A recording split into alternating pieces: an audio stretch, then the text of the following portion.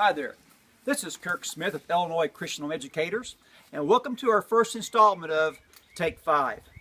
Take 5 is our attempt to reach out to homeschoolers here in the state of Illinois and throughout the nation to encourage them on this wonderful journey called homeschooling.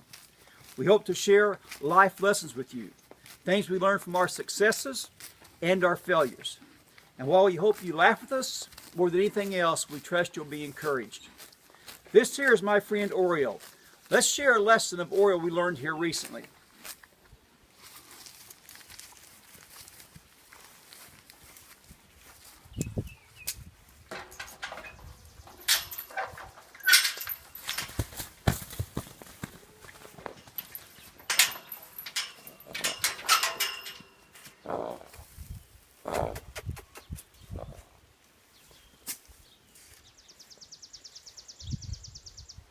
It's a tough life.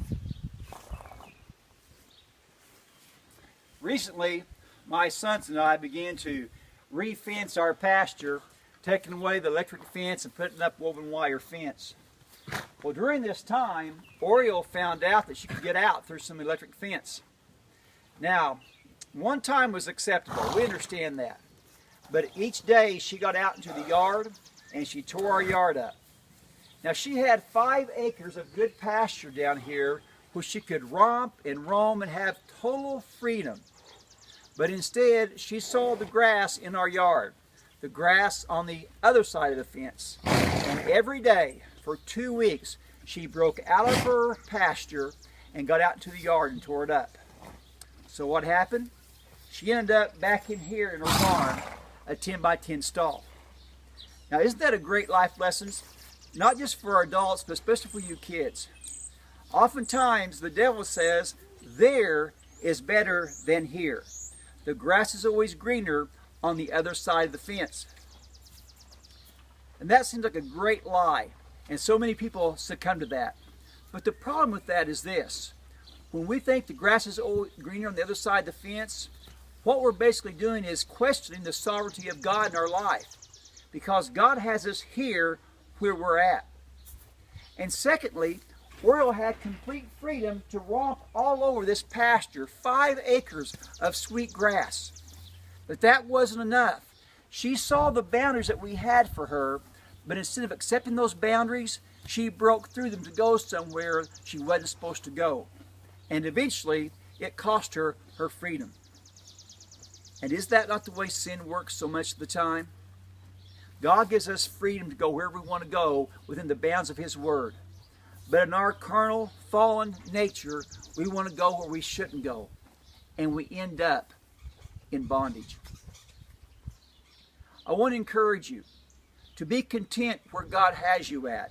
To embrace where God has you at. Yes, if you can have more, so be it. Go for that. But in the meantime, be grateful. Because there is no better than here. And for you young people, understand that God's limitations, His boundaries, are not restrictive. They're free. I share often a story about a fish who grew up in a pond, a nice pond like the one right behind us. And that fish had complete freedom to go anywhere in that pond that he wanted to go. But one day he got upset with God because he wanted to go on land with all the other animals.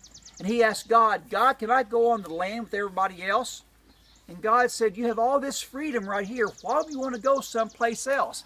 I created you to function right here. But the fish persisted, and so God gave him his way like we gave Oriole her way. What happened? The fish came up on the ground, upon the dry land, and it died. Why? Because God had not made it to function on the land. Like Oriole, as long as it functioned within the context of the pond, that fish had complete freedom. I trust you see the parallel. We want to encourage you as parents, and especially young people, be content where God has you at right now in this season of life. Don't think that there is better than here, or the grass is always greener on the other side. Sin's only allure is immediate gratification. And as Proverbs says, after we get that, it turns like gravel in our mouths. This is Kirk Smith with I.C.H.E.'s Take 5. I encourage you this week, to be satisfied where God has you at.